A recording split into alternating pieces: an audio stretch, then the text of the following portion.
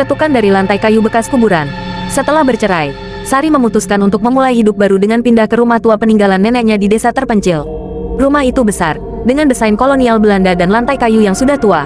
Meski rumah itu terlihat angker, Sari merasa tempat ini adalah pelarian yang sempurna dari hiruk-pikuk kota dan masa lalu yang ingin ia tinggalkan.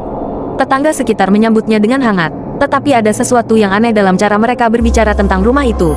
Beberapa dari mereka tampak ragu untuk menatap mata Sari, sementara yang lain hanya memberikan senyum tipis dan segera pergi. Salah satu tetua desa, Pak Amir, memperingatkan Sari untuk berhati-hati dan selalu menjaga perilakunya di rumah itu. Rumah itu sudah lama kosong. Nak, jangan lupa baca doa setiap malam, katanya. Suaranya bergetar seperti menahan sesuatu yang lebih dalam. Sari mengabaikan peringatan itu. Baginya, rumah ini hanyalah rumah tua biasa yang mungkin dipenuhi cerita-cerita tahayul. Namun, keanehan mulai terasa sejak malam pertama. Pada malam pertama, saat mencoba tidur di kamar utamanya, Sari mendengar bunyi ketukan pelan dari lantai kayu di bawah ranjangnya. Ia mengira itu hanya suara kayu tua yang memuai atau tikus yang bersarang di bawah lantai. Namun, ketukan itu berulang setiap beberapa menit, dengan ritme yang sama, seperti seseorang yang mengetuk untuk meminta masuk. Penasaran, ia mengintip ke bawah ranjang, tetapi tidak menemukan apapun. Ketukan itu berhenti begitu saja. Malam berikutnya, suara ketukan itu kembali, kali ini lebih keras. Suaranya seperti berasal dari tepat di bawah lantai kayu kamarnya. Merasa terganggu, Sari memutuskan untuk memeriksa ruang kosong di bawah rumah pada pagi harinya. Namun, ruang itu tampak kosong dan dipenuhi debu. Tidak ada yang aneh, tetapi suara itu tidak berhenti. Pada malam kelima, suara ketukan semakin keras dan teratur. Rasa penasaran Sari berubah menjadi kegelisahan. Ia mengambil obeng dan mulai membuka papan lantai kayu yang menjadi sumber suara. Begitu papan pertama terbuka, bau busuk menyengat langsung memenuhi ruangan. Sari mundur, menahan muntah, tetapi ia tidak berhenti. Ia membuka papan lainnya hingga terlihat lubang gelap di bawah lantai. Dari dalam kegelapan, sepasang tangan pucat tiba-tiba muncul, mencengkeram tepi lubang. Sari terpaku, tubuhnya membeku saat sosok itu merangkak keluar. Ia melihat sosok pocong dengan kain kafan yang kotor dan berlumur tanah. Di belakangnya, 6 pocong lain mulai muncul, satu persatu, dari kegelapan di bawah lantai. Mata mereka kosong, tetapi aura mereka penuh kebencian. Salah satu dari mereka berbisik dengan suara serak yang menusuk telinga. Kembalikan tempat kami. Sari berteriak dan berlari keluar dari rumah, menuju rumah Pak Amir. Pak Amir akhirnya menceritakan rahasia kelam tentang rumah itu. Tanah tempat rumah itu berdiri dulunya adalah kuburan massal dari era kolonial, tempat para pekerja paksa dikuburkan setelah meninggal akibat perlakuan kejam. Namun, ketika keluarga Sari membangun rumah itu puluhan tahun lalu, makam-makam itu digusur tanpa dilakukan ritual pemindahan yang layak. Kami sudah bilang kepada keluarga nenekmu waktu itu, tetapi mereka tidak peduli. Mereka pikir arwah orang mati tidak bisa berbuat apa-apa, ujar Pak Amir. Sari merasa bersalah, ia tidak menyangka keluarganya terlibat dalam dosa besar seperti itu. Dengan bantuan Pak Amir dan seorang dukun desa, Sari mencoba melakukan ritual untuk menenangkan arwah-arwah tersebut.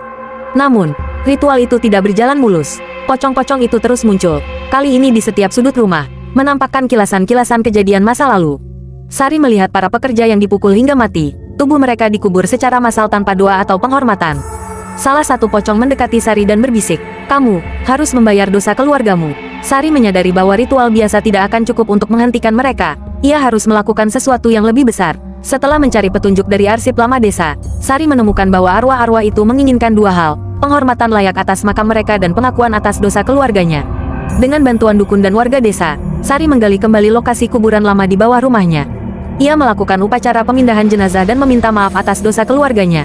Selama upacara itu, pocong-pocong tersebut muncul untuk terakhir kalinya, mengawasi dari kejauhan, sebelum perlahan menghilang ke dalam cahaya. Setelah upacara selesai, suasana rumah menjadi lebih tenang. Ketukan di lantai kayu tidak terdengar lagi. Namun, Sari tidak pernah melupakan pengalaman itu. Ia memutuskan untuk tinggal di rumah itu, menjadikannya tempat perenungan dan pengingat akan pentingnya menghormati yang telah pergi. Meski teror itu telah berakhir, Sari tahu bahwa dosa keluarganya akan selalu menjadi bagian dari sejarah rumah tersebut, dan ia berjanji untuk menjaga tempat itu dengan penuh penghormatan. Ketukan dari lantai kayu bekas kuburan. Setelah upacara pemindahan, Sari merasa lega. Namun, malam itu, ia dihantui oleh mimpi yang terasa sangat nyata. Dalam mimpi itu, ia berada di kuburan massal, melihat para pekerja paksa diperlakukan dengan kejam oleh mandor kolonial. Ia juga melihat kakek buyutnya, yang ternyata terlibat dalam penggusuran makam itu demi keuntungan pribadi.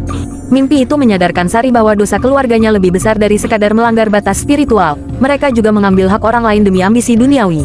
Ketika terbangun, ia merasa harus melakukan sesuatu yang lebih untuk menebus dosa keluarganya. Sari mulai menggali lebih dalam sejarah keluarganya. Ia menemukan surat-surat lama milik neneknya yang menjelaskan bagaimana keluarganya memanfaatkan kekuasaan kolonial untuk membangun kekayaan mereka. Ia juga menemukan bahwa rumah itu bukan sekadar tempat tinggal, melainkan simbol ketidakadilan yang diwariskan dari generasi ke generasi. Merasa malu dan bersalah, Sari memutuskan untuk meruntuhkan tembok kesombongan yang selama ini diwarisi keluarganya. Ia meminta bantuan warga desa untuk mendirikan sebuah monumen sederhana di lokasi kuburan lama sebagai bentuk penghormatan kepada para korban. Meski langkahnya mendapat dukungan dari warga, Sari tetap merasa ada yang belum selesai. Malam berikutnya, ia kembali mendengar suara ketukan dari lantai kayu. Kali ini, ia tidak melarikan diri. Dengan doa di bibirnya, ia memberanikan diri membuka lantai kayu itu sekali lagi. Dari dalam kegelapan, hanya satu pocong yang muncul. Sosok ini berbeda dari sebelumnya. Tidak ada aura amarah, hanya kesedihan mendalam. Pocong itu mendekat dan memberikan kilasan terakhir tentang masa lalu, menunjukkan Sari bagaimana keluarganya merampas tanah itu dengan cara licik.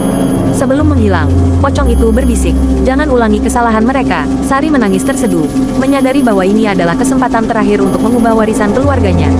Setelah kejadian itu, Sari mendekatkan diri kepada Tuhan. Ia menyadari bahwa segala yang terjadi adalah pengingat akan pentingnya menjalani hidup dengan adil dan menghormati sesama makhluk. Ia mulai aktif membantu warga desa, mendirikan yayasan kecil untuk membantu masyarakat sekitar dan terus menjaga monumen yang ia dirikan sebagai pengingat akan dosa-dosa masa lalu. Sari juga rutin membaca Al-Quran dan berdoa, memohon ampunan bagi dirinya dan keluarganya. Ia percaya bahwa keadilan sejati hanya bisa diraih dengan iman yang kuat dan perbuatan baik. Beberapa tahun berlalu, rumah itu berubah menjadi tempat yang penuh kedamaian. Warga desa sering datang untuk berdoa di monumen, dan Sari menjadi sosok yang dihormati karena dedikasinya. Ia merasa telah menemukan tujuan hidupnya, untuk menebus dosa keluarganya dengan cara melayani orang lain dan menghidupkan kembali nilai-nilai iman yang sempat pudar dalam dirinya. Cerita ini mengajarkan bahwa dosa dan kesalahan masa lalu, baik yang dilakukan sendiri maupun oleh keluarga kita, harus diakui dan ditebus dengan kesadaran dan perbuatan baik. Ketidakadilan kepada manusia lain, sekecil apapun, akan berdampak besar baik di dunia maupun di akhirat. Melalui iman yang kokoh, doa, dan kebaikan hati, manusia dapat memperbaiki hubungan dengan Tuhan dan sesamanya. Hiduplah dengan menghormati hak orang lain, karena segala perbuatan akan dimintai pertanggungjawaban kelak. Bagaimana pendapat kalian? Apakah ada yang pernah mengalami kejadian mistis atau melihat penampakan secara langsung? Coba tulis di kolom komentar. Jika kalian suka dengan video ini, jangan lupa like, subscribe, dan tekan tanda loncengnya agar kalian menjadi orang pertama yang menyaksikan video terbaru kami. Terima kasih.